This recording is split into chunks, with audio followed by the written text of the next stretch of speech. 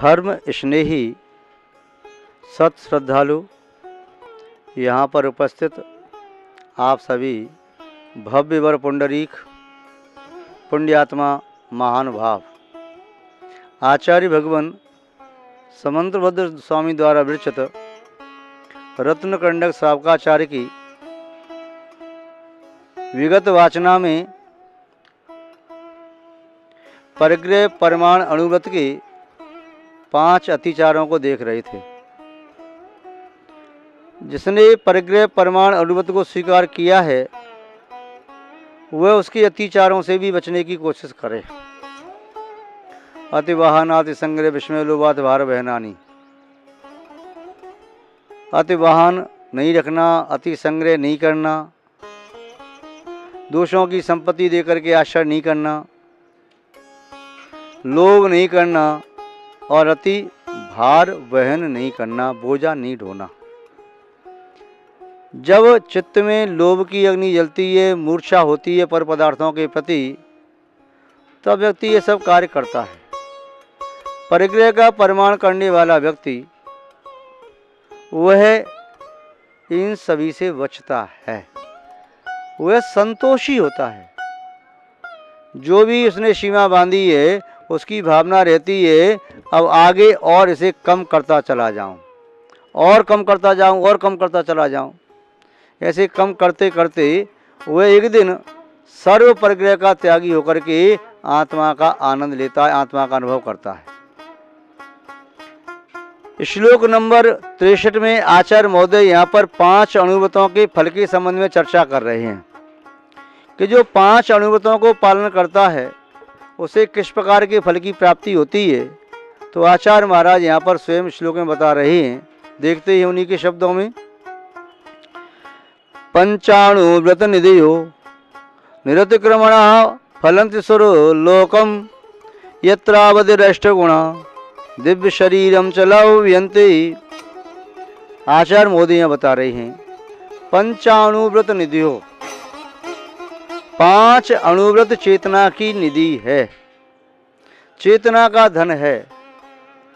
बाहर का धन कोई चोर चोरी कर सकता है, बाहर के धन में अग्नि लग गई तो नष्ट हो सकता है, बाहर का धन कोई छीन सकता है, बाहर के धन में बंटवारा हो सकता है, बाहर का धन खराब हो सकता है, जल से भीग गया, दीमक लग गई, या वह रखा रखा अपने आप खराब हो गया, घुन गया, कुछ भी हुआ तो बाहर का धन तो नष्ट हो सकता है, किंतु ये 5 अणुव्रत सावक का चैतन्य धन है। इसलिए यहाँ पर 5 अणुव्रतों को निधि कहा। जैसे चक्रवर्ती की निधि होती है 9 निधि, ऐसे ही ये सावक की निधि है। जैसे चक्रवर्ती की निधि का अचिंत फल होता है, ऐसे ही सावक की इस निधि का भी अचिंत फल है। इन 5 अणुव्रतों के माध्यम से वह इस जीवन में भी सुख और शांति का अनुभव करता है। 5 अणुव्रतों के माध्यम से वह व्यक्ति इस जीवन को सुखद बनाता है, अपने जीवन को सुखद बनाता है, और जिस परिवेश में रहता है उन्हें भी सुख शांति का अनुभव होता है। इन 5 अणुव्रतों का पालन करने से वह जीव नियम से दिव्य स्वर्ग की अवस्था को प्राप्त करता है। वैमानिक स्वर्ग में जाकर देव होता है, विमानवासी देव होता है, वह कल्पवासी देव बनता है। वहाँ पर भी उन व्रतों के प्रभाव से दिव्य शरीर को प्राप्त करता है, दिव्य भोगों को प्राप्त करता है, दिव्य आसन, दिव्य वाहन, दिव्य शैया, दिव्य अंगनाएं, और उसके शरीर में ऐसी क्षमता, वैकृत शरीर होने से वह अनेक प्रकार की विक्रिया करने में समर्थ होता है। वह वहाँ पर नियम से कोई भी देव है अवधि ज्ञान से संयुक्त होता है, वह अपने अवधि ज्ञान से बैठे बैठे नीचे मध्यलोक की बात को सब जान सकता है, नरक की बात को भी जान सकता है। उसका अवधि ज्ञान इतना विशेष होता है कि वह अनेक भाव पहले के और अनेक भाव बाद के भी जान सकता है। यह उस अवधि ज्ञान का फल है। कैसे प्राप्त होता है? 5 अणुव्रतों का निर्दोष पालन करने से। जैसा आचार्य हमारे ने कहा कि 5 अणुव्रत निधियो निरतिक्रमणा फलन्ते। निर्दोष पालन करने से, निरतिचार पालन करने से ये 5 अनुव्रति फलित होते हैं। सुरलोकम, वह देवलोक को देने वाले होते हैं। 5 अनुव्रत एक वृक्ष है, 5 अनुव्रत रूपी वृक्ष पर स्वर्ग के सुख रूपी फल उत्पन्न होते हैं। जिसने भी अपनी आत्मा में 5 अनुव्रत का वृक्ष आरोपित किया है, उस आत्मा को स्वर्ग के सुख रूपी फल की प्राप्ति होती है। और स्वर्ग में कैसा सुख होता है आप जानते ही हैं कि स्वर्ग में स्वर्ग जैसा सुख होता है। जैसा आचार्य पूज्यपाद स्वामी जी ने भी लिखा, ना ऋषि गजम अनातंकम दीर्घ कालोपलालितम नाके नाको कसाम सौख्यम नाके नाको साम्य। ऋषि गजम अनातंकम, वह इंद्रियों से उत्पन्न होने वाला सुख आतंक से रहित यावत जीवन तक प्राप्त होता है। ऋषि गजम अनातंकम दीर्घ कालोपलालितम, दीर्घ काल तक रहता है। नाके नाको कसाम सौख्यम, नाके माने स्वर्ग में वह दिव्य सुख प्राप्त होता है। कैसा सुख प्राप्त होता है? उस सुख को यहाँ के सुख की उपमा नहीं दे सकते। बस इतना ही कह सकते हैं, जैसा सुख स्वर्ग में रहने वाले देवों को प्राप्त होता है, वह सुख वैसा ही होता है। उसे अन्य प्रकार के भौतिक सुख की उपमा दे नहीं सकते। जो सुख स्वर्ग के देवों को है, वह सुख न तो नरक के नारकी को कभी भी संभव हो सकता है, न पशु पक्षी आदि त्रंचों को भी संभव हो सकता है, और ना ही मनुष्यों को कभी संभव हो सकता है। चक्रवर्ती भी बन जाए तब भी स्वर्ग जैसे सुख को भोग नहीं सकता। आप कहोगे क्यों नहीं भोग सकता? चक्रवर्ती के पास निधि होती है, रत्न होते हैं, तो क्या हो गया? स्वर्ग की व्यवस्था ये है, जितने सागर की आयु होती है उतने पक्ष में एक बार श्वास लेता है। हमें तो 1 मिनट में लगभग 70-72 नाड़ी धड़कती है, 80 श्वास लेते छोड़ते हैं सहजता में। किंतु वह श्वास कितनी देर में लेता है? जितने सागर की आयु है, जैसे माना कि आयु 16 सागर की है, तो 16 पक्ष में एक बार, 16 पक्ष का से हुआ 8 महीने, 8 महीने का श्वास लेता है। एक बार श्वास ली सहजता में, 8 महीने के लिए श्वास लेने के लिए फुर्सत, और उसे अलग से कोई भोजन पानी नहीं करना पड़ता स्वर्ग के देव को। क्यों? जब भी उसे इच्छा होती है, उसके कंठ में से अमृत अपने आप झर जाता है, और डेली डेली भोजन करता हुआ है। जितने सागर की आयु होती है उतने 1000 वर्ष में एक बार उसकी भोजन की इच्छा होती है। अमृत का आहार एक बार कर लिया। यदि माना कि किसी देव की आयु 21 सागर की है, तो 21,000 वर्ष में एक बार उसे भोजन की इच्छा होगी, कंठ से अमृत झर गया। यानी अपना पंचम काल 21,000 वर्ष का है, वह पंचम काल के प्रारंभ में चौथे काल के अंत में एक बार उसने अमृत का स्वाद लिया, 21,000 वर्ष तक तृप्ति हो गई, फिर पंचम काल निकल गया, फिर वहाँ पर लिया, फिर छठवां काल पर निकल गया, फिर लिया दूसरा छठवां निकल गया, फिर लिया दूसरा पांचवां निकल गया, फिर चौथा काल आ गया। 4 बार कंठ से अमृत झरा, तब तक ये 84,000 वर्ष का कम समय निकल गया। तो ये व्रति अनुव्रति कितने सागर की आयु प्राप्त कर सकता है? अधिकतम 22 सागर की। 16 स्वर्ग में कहाँ तक की आयु प्राप्त हो सकती है? 22 सागर की। फिर 9वें ग्रह में बढ़ते हुए 1 सागर 31 सागर तक की आयु है, 29 में 32 सागर की, 95 में 33 सागर की। तो 22 सागर की आयु इसने प्राप्त कर ली, तो 22 पक्ष में एक बार श्वास लेगा। 22 पक्ष का से 11 महीने, और 22,000 वर्ष में एक बार उसे अमृत का आहार करना है। ऐसा स्वर्ग का वैभव। तो ये विशेषता क्या चक्रवर्ती को मिल सकती है? नहीं मिल सकती। उसको तो नित्य भोजन करना ही पड़ता है, श्वास भी लेना पड़ता है उसे। तो यहां बता रहे पंचाणुव्रत निधियो निरतकरुणा फलंति सुरलोकम, वह सुरलोक को देने वाला, फल देने वाला वह पंचाणुव्रत का वृक्ष है। यत्र, जहां पर सुरलोक में क्या है? अवधि रष्ट गुणा, अवधि ज्ञान प्राप्त होता है। अवधि ज्ञान से बैठे बैठे सब जान रहा है। देवों को शास्त्र पढ़ने की आवश्यकता नहीं होती। देव अपने अवधि ज्ञान से ही समस्त भाषाओं को सीख सकते हैं। देव अपनी अवधि ज्ञान से ही सब जान सकते हैं। मैथ पढ़ने की आवश्यकता नहीं, उसे अन्य कोई चीज़ याद करने की आवश्यकता नहीं। हाँ, भगवान के संरक्षण में जाते हैं, दिव्य ध्वनि सुनते हैं, बड़ा आनंद लेते हैं। तो उसे तो अवधि ज्ञान होता है। अवधि ज्ञान लगाया कि बस उसे सब कुछ जानकारी में आ गया। तो देवों के पास दिव्य अवधि ज्ञान होता है। भव प्रत्यय देव और नारकी के नियम से होता है।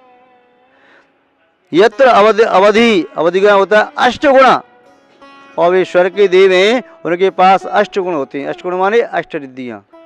अणिमा रिद्धि, जिसके माध्यम से देव चाहे तो अपने शरीर को अणु जैसा छोटा बना ले, यानी सुई की नोक है ना, अपने शरीर को सुई की नोक के बराबर बना ले, ऐसी रिद्धि होती है। सुई के छेद में से निकल जाए देव अपने शरीर को बनाकर, ऐसी रिद्धि कर सकता है। और उसके पास गर्मा रिद्धि भी होती है। उसे क्या कर सकता है, वह देव अपने शरीर को चाहे तो पहाड़ जैसा बड़ा विशाल भी बना सकता है। अरे उस गर्मा रिद्धि के माध्यम से। लघमा रिद्धि, उसके माध्यम से वह देव चाहे तो अपने शरीर को लघु बहुत हल्का बना सकता है। इतना हल्का बना ले कि जो आग का तूल होता है ना, जैसे फूंक मार दो तो उड़ जाता है, इतना हल्का बना सकता है, रुई के तूल की तरह से इतना हल्का बना ले। यानी इतना हल्का कर सकता है कि वह पानी पर खड़ा हो जाए तो डूबे नहीं। अग्नि के फूल पर खड़ा हो, किसी फूल पर खड़ा हो जाए तो फूल की पाखुड़ी न मुड़ जाए। अग्नि की लपट में खड़ा हो जाए तो अग्नि की लपट झुके नहीं, और वह जलता तो ही नहीं, अग्नि में खड़ा हो सकता है कहीं भी। वह इतना भी सूक्ष्म बना सकता है कि दीवार में से पार हो जाए, वो वज्र में से पार हो जाए। जमीन पर ऐसे चले जैसे पानी में चल रहा है, पानी पे ऐसे चले जैसे जमीन पे चल रहा है। इसके शरीर की ये रिद्धि होती है, महिमा होती है। अरिमा गरिमा लगिमा प्राप्ति, वह ऐसी रिद्धि को प्राप्त करता है देव कि यहाँ बैठ करके चाहे तो सुमेरु पर्वत को हाथ बढ़ा करके छू ले, यहाँ बैठ के चाहे तो धात की खंड के सुमेरु पर्वत को छू ले, मानसो तो पर्वत तक पहुँच जाए। इतनी रिद्धियाँ उसकी विक्रिया, इतनी रिद्धि हो सकती है। प्राप्ति पराकाम में नाना प्रकार के वह अन्य पदार्थों को प्राप्त करने में समर्थ होता है। ईशत्व, वह सबके स्वामी पने को प्राप्त करता है उस रिद्धि के माध्यम से। देवत्व अवस्था में वशित्व, ऐसा रूप धारण कर सकता है कि सभी उसके बस में हो जाएं। इस प्रकार की अवस्था उसे प्राप्त हो सकती है। और काम रूपित्व, काम रूपित्व माने वह जैसा चाहे वैसा रूप बना सकता है। वह जैसा चाहे वैसा रूप बना ले, एक रूप बना ले, अनेक रूप बना ले, एक साथ वह एक सेना खड़ी कर दे, वह छोटा बड़ा बन जाए। तो ये उसकी देव की रिद्धियां होती हैं।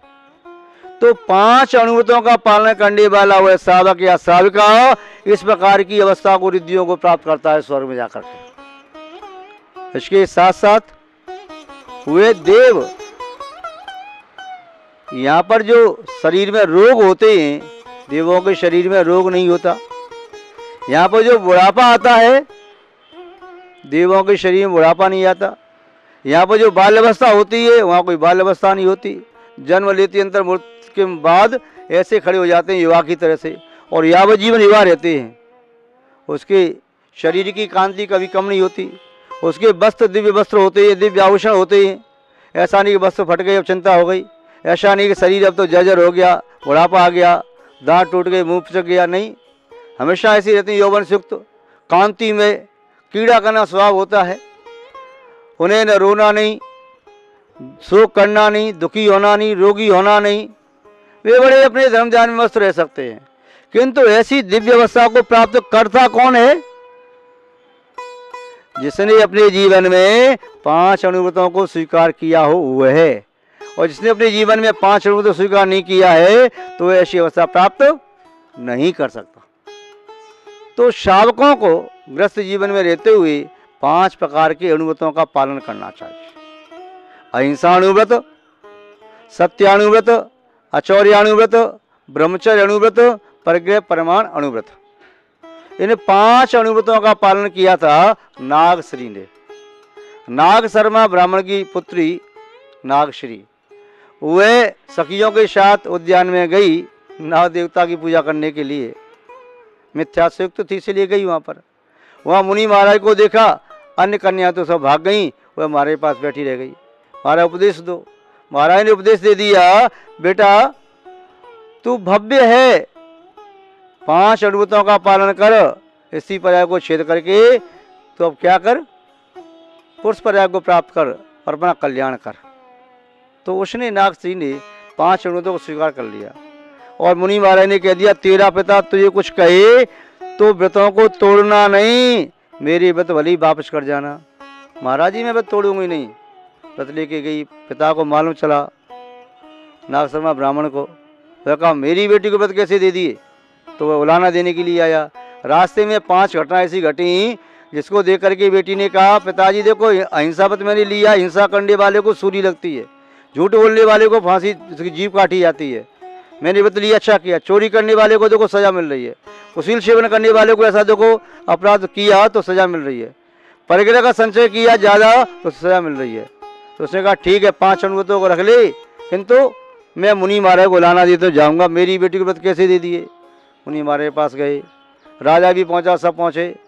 महाराज आपने मेरी बेटी को व्रत कैसे दिया। मैंने अपनी बेटी को दिया। अरे महाराज आपकी बेटी कहाँ से आ गई, मेरी बेटी है, तेरी बेटी कहाँ है। तूने अपनी बेटी को कुछ पढ़ाया, संस्कृत व्याकरण कुछ पढ़ाया, नहीं पढ़ाया, मैंने पढ़ाया है। और उसके पीछे रखी, बोल वायुभूति, वो तो सब बोलने लगी।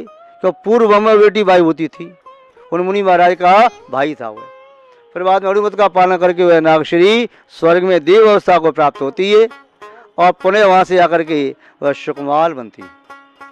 शुकमाल मुनि महाराज बने और पुनः वह समाधि को करके सवा सिद्धि गई, आगे मोक्ष को प्राप्त करेंगे। तो महानुभाव इन अणुव्रतों का पालन सावक सावकाओं को शक्ति अनुसार अवश्य करना चाहिए, यही आत्मकल्याण का मार्ग है। आज बस इतना ही।